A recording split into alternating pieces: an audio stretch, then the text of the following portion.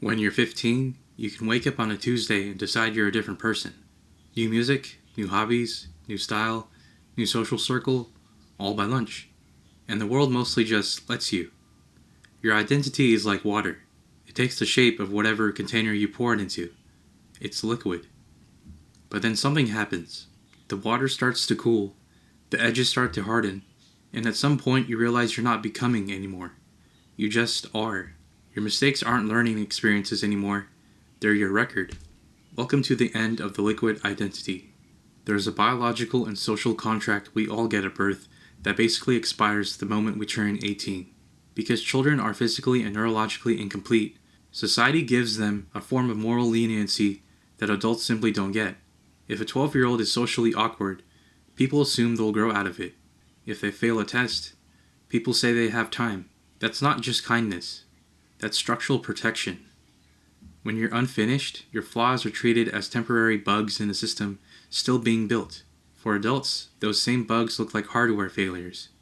You're not learning anymore. You're just falling short of the standard. Adults spend years paralyzed by the fear of looking stupid.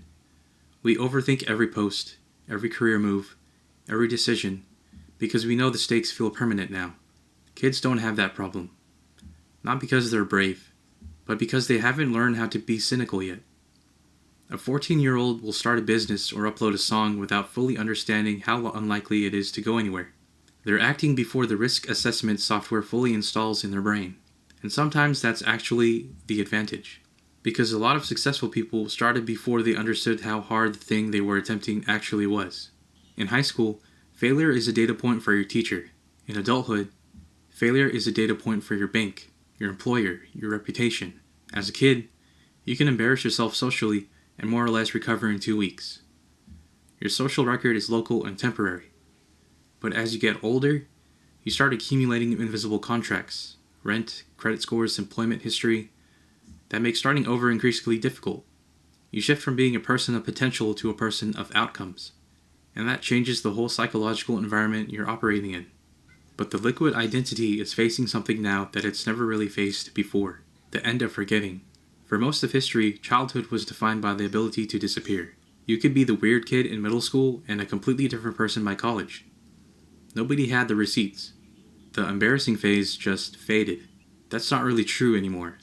A bad opinion at 13 can follow you to a job interview at 30. We're forcing identity to harden way earlier than it used to. Kids are building public personas before they even have a clear private one.